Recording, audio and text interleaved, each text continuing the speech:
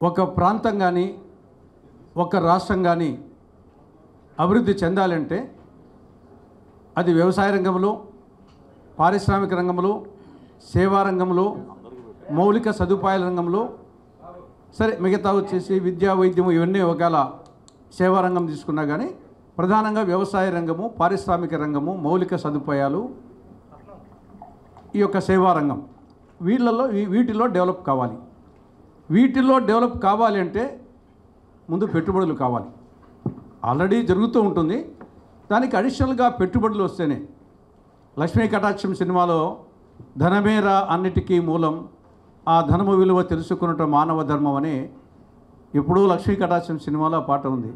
కాబట్టి ఏదైనా ఒక ప్రాంతంలో అభివృద్ధి చెందాలంటే ఏ రంగంలోనైనా కానీ ముందు పెట్టుబడులు కావాలి. ఆ పెట్టుబడులు అవి విదేశీ పెట్టుబడులా, స్వదేశీ పెట్టుబడులా, స్వరాష్ట్ర పెట్టుబడులా, స్థానిక పెట్టుబడులా? మన ఊళ్ళలో మనం పెట్టేది స్థానిక పెట్టుబడులు, మన రాష్ట్రంలో మనం పెట్టేది స్వరాష్ట్ర పెట్టుబడులు, పక్క రాష్ట్రంలో మన రాష్ట్రంలో పెట్టే స్వదేశీ పెట్టుబడులు, విదేశస్తులు పెట్టే విదేశీ పెట్టుబడులు. కాబట్టి ఎవరెవరు వచ్చేసి ఈ 4 రకాల్లో డబ్బు ఉండేవాడు పెట్టుబడులు పెట్టాలి. ఈ పెట్టుబడులు పెట్టేదానికి ఇక్కడ అవసరము, అక్కడ పెట్టుబడి పెట్టేవాడు, ఈ రెండిటికి మధ్య సమన్వయం. ఒక విధంగా చెప్పాలంటే పెళ్ళిళ్ళ పేరయ్య, పెళ్లి కూతురులకు పెళ్లి కొడుకు వధూవరులకు అనుబంధం కలిగించినట్లు ఓవరాల్గా ఈ దావోస్ అనేది పెట్టుబడిదారులకు అవసరం ఉండే వాళ్ళకు ఎక్కడ పెట్టుబడులు పెట్టడానికి అవసరం ఉంది, అవకాశం ఉంది అని వాళ్ళ ఇద్దరి మధ్య ఒక అనుబంధాన్ని ఎక్స్చేంజ్ చేసుకోవడానికి ఒక మంచి అవకాశం దావోస్. ఒకవేళ ప్రతిసారి జరగకపోవచ్చు, ఒకవేళ ప్రతిసారి ముఖ్యమంత్రి పోలేకపోవచ్చు, కానీ ముఖ్యమంత్రి కాకుంటే మంత్రులు కాకుంటే అధికారులు. ముఖ్యమంత్రి పోకుండా అధికారులు పోతే మంచిగా ఇంగ్లీష్ రిప్రజెంటేషన్ బాగుంటే అధికారులు పోవడమే బెటర్ ముఖ్యమంత్రి కంటే. ఇది రాజకీయంగా వస్తుంది కానీ ముఖ్యమంత్రి, కానీ నిజంగా పెట్టుబడులు రావాలంటే కన్విన్స్ చేయాలంటే కొంత భాష మీద పట్టిమ ఉండి అధికారులే దాన్ని బ్రహ్మాండంగా చేయగలరు. కానీ ఎవరెవరు పోవాలా? ముఖ్యమంత్రి, మంత్రుల, అధికారుల? కానీ ఎవరూ పోకపోవడం అనేది ఉన్న అవకాశాన్ని దాన్ని ఉపయోగించుకోలేకపోవడమే. ఆ విధంగా ప్రస్తుతం ఆంధ్రప్రదేశ్ ఉన్నటువంటి రాష్ట్ర ప్రభుత్వం ఆ మంచి అవకాశాన్ని ఉపయోగించుకోవడం లేదు.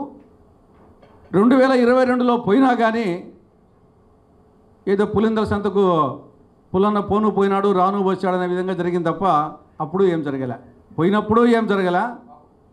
ఈసారి వచ్చేసి 2023-24లో పోలే. కాబట్టి ఇది ఒకటి దావోస్కు సంబంధించి. ఇది కాక ముందు మనం వచ్చేసి వేరే వాళ్ళను ఆహ్వానించే ముందు ఇక్కడ కంజీనియల్ అట్మాస్ఫియర్ ఉందా? ఎవరైనా పెట్టుబడి పెట్టేవాళ్ళు వాళ్ళు కూడా మనం చెప్తానే వినరు.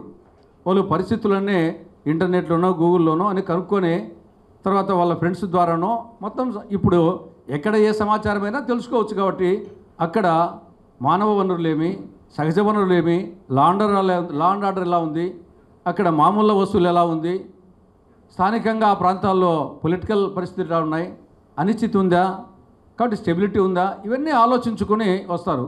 కాబట్టి ముందు మనం ప్రయత్నం చేయడం, అక్కడ పోయి అడగడం అనేది ఒక ఎత్తు అయితే, ఆడ ఫెయిల్ అయితే ఇక్కడ ఒక కన్జీనియల్ అట్మాస్ఫియర్ పెట్టకపోవడం అనేది దానికి అనేక దృష్టాంతాలు ఇంకా మనం చెప్పుకొని రెచ్చగొట్టుకున్నట్టుంది. కానీ అది లేని వాస్తవం మనకు స్పష్టంగా తెలుస్తుంది. అనేక విషయాల్లో మన రాష్ట్రంలో ACB, JCB, PCB culture, ACB దాడులు, పీసీబీ పొల్యూషన్ కంట్రోల్ బోర్డు దాడులు, జేసీబీలతో కూల్చడం, ఈ ఏసీబీ, జేసీబీ, పీసీబీ కల్చర్ అనేది అది బాగా వ్యాప్తి చెందింది. ఈవెన్ కడప జిల్లాలోనే జువారీ ఫ్యాక్టరీ, శివారీ సిమెంట్, అది చాలా ఫేమస్, ఎన్నాళ్ళ ఉంటూ ఉంది. దాని మీద కొంతకాలం కిందట వచ్చేసి పీసీబీ దాడులు చేశారు. అంటే ఏదో విధంగా వచ్చేసి భయపడేసి మూసేయడం, లేకుంటే బ్లాక్మెయిలింగ్ చేయడం. అదేవిధంగా అమర్ రాజా మనకు స్పష్టంగా తెలుస్తూ ఉంది, అనంతపురంలో ఆ బ్రాండెడ్ క్లాస్ అవి వచ్చేసి. కాబట్టి ఇక్కడ ఈ యొక్క మామూలు వస్తువులు, లా అండ్ ఆర్డర్ లేకపోవడం, ఈ జేసీబీ, ఏసీబీ, పీసీబీ కల్చర్ అనేది బాగా దెబ్బతీస్తూ ఉంది. దానికి తోడు ఇంతకుముందు వారు చెప్పినట్లు రాజధాని, న్యాచురల్గా వచ్చేసి ఏ రాష్ట్రానికైనా రాజధాని అనేది ఒక ప్రధానం. దేశంలో 28 రాష్ట్రాలకు 8 కేంద్రపాలిత ప్రాంతాలకు అన్నిటికీ రాజధానులు ఉన్నాయి. కానీ మనకు రాజధాని ఉన్నప్పటికీ రాజధాని లేని రాష్ట్రంగా ఓవరాల్గా ఎక్స్పోజ్ అయింది. రాజధాని అమరావతి ఉన్నప్పటికీ అనిశ్చిత పరిస్థితి, దాన్ని మారుస్తామని ప్రభుత్వం అంటుంటే న్యాచురల్గా వచ్చేసి విదేశీ పెట్టుబడిదారులు కానీ స్వదేశీ పెట్టుబడిదారులు కానీ ఎవరైనా సరే రాజధాని లేని రాష్ట్రము, రాజధానే కాకుండా ఓవరాల్గా రాష్ట్రంలోనే ఒక అనిశ్చిత పరిస్థితి ఉంది అనే అభిప్రాయం వచ్చినప్పుడు న్యాచురల్గా ఎవరైనా భయపడతారు. అది బాగా దెబ్బతీయడం జరిగింది. ఇది కాక కొంతవరకు మన రాష్ట్రానికి సంబంధించి విభజన చట్టం ప్రకారంగా కొన్ని అదనంగా రావాల్సినట్టు ఉన్నాయి. జనరల్గా వచ్చేట్టు వస్తూ ఉన్నాయి, కానీ కొన్ని అదనంగా దాంట్లో సాధించడంలో కూడా గత ప్రభుత్వం కానీ ఈ ప్రభుత్వం కానీ రెండు కూడా కొంతవరకు సక్సెస్ కాలేదని అభిప్రాయం. దానికి అనేక కారణాలు ఉండొచ్చు, కానీ దాంట్లో ఒకటి సరే మనం విదేశీ పెట్టుబడులు దావోస్ సంబంధంగా ఒక అంశం, అది ఆల్రెడీ చెప్పుకున్నాం. ఇక్కడ ఇంకా పెట్టుబడులు వచ్చే అవకాశాలు ఉండే అంశాలు అనేకం ఉన్నాయి. దాంట్లో ప్రత్యేక హోదా అనేది సరే వివిధ పార్టీల ఆర్గ్యుమెంట్స్ వేరువేరుగా ఉన్నప్పటికీ సరే ప్రత్యేక హోదా వచ్చి ఉంటే అది ఒక అడిషనల్ అడ్వాంటేజ్గా ఉండేది. సరే దాని గురించి వివిధ రకాల పార్టీలు వేరువేరు దృక్కోణాలతో వాదించవచ్చు.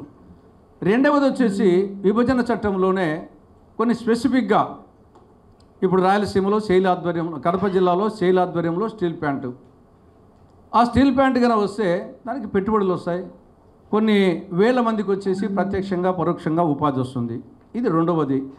దాన్ని ఎవరు సాధించాలంటే రాష్ట్ర ప్రభుత్వం ఫైనల్గా వచ్చేసి ఆన్సర్ చెప్పాల్సింది.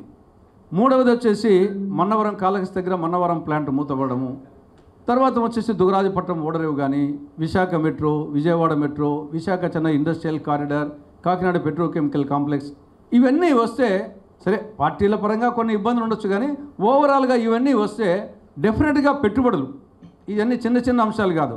ఇప్పుడు విశాఖ చెన్నై ఇండస్ట్రియల్ కారిడార్ అంటే చాలా పెద్ద అమౌంటు, అంటే కడప జిల్లా స్టీల్ ప్లాంట్ అంటే పెద్ద అమౌంటు. కాబట్టి ఈ యొక్క రాష్ట్ర ప్రభుత్వం దగ్గర డబ్బు లేకపోయా, నువ్వు వచ్చేసి రోడ్ల మరమ్మతుకు, ప్రాజెక్టులో గేట్ల మరమ్మతుకు డబ్బు లేక రాష్ట్ర ప్రభుత్వం పెట్టే పరిస్థితులు లేదు. కానీ కేంద్ర ప్రభుత్వం నుండి తెచ్చుకోవడంలో అక్కడ ఫెయిల్ కావడం, ప్రైవేట్ రంగాన్ని వచ్చేసి భయపెట్టడంతో అక్కడ రాకపోవడం, స్వయం ఉపాధి రంగంలో గతంలో వివిధ కార్పొరేషన్లు ఎస్సీ, ఎస్టీ, బీసీ, మైనారిటీ కార్పొరేషన్ల ద్వారా ఈ స్వయం ఉపాధి పథకాలు చాలా లార్జ్ స్కేల్లో ఇంప్లిమెంట్ అయ్యేటి. ఒక చిన్న అమౌంట్తో ఒక స్వయం ఉపాధి పెట్టుకున్న అతను కొంత ఒక 5 మందికో 10 మందికో 20 మందికో ఉపాధి కల్పించే పరిస్థితి ఉండేటి.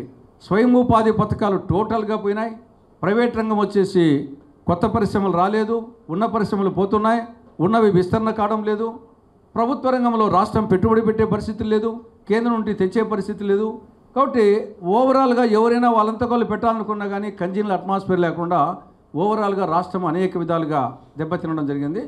కాబట్టి ఇప్పటికైనా ప్రభుత్వం వచ్చేసి ఆలోచించాలా. అటు ఆర్థిక ప్రగతే కాకుండా నిరుద్యోగ నిర్మూలన, ఈ రెండు వచ్చేసి కలగలిపి ఉంటాయి. కాబట్టి ఆర్థిక ప్రగతి వస్తే డెఫినెట్గా వచ్చేసి మానవాభివృద్ధి సూచిక పెరుగుతుంది, మానవుని జీవన ప్రమాణాలు పెరుగుతాయి, నిరుద్యోగ నిర్మూలన అవుతుంది. కాబట్టి ఒక మల్టీ ప్రాంగ్డ్ అప్రోచ్, అనేక సమస్యలకు పరిష్కారం వచ్చేసి ఈ యొక్క పెట్టుబడులు, ఆ పెట్టుబడులు సాధించడంలో ప్రస్తుతం రాష్ట్ర ప్రభుత్వము పూర్తిగా వైఫల్యం చెందింది చెప్పక తప్పదు.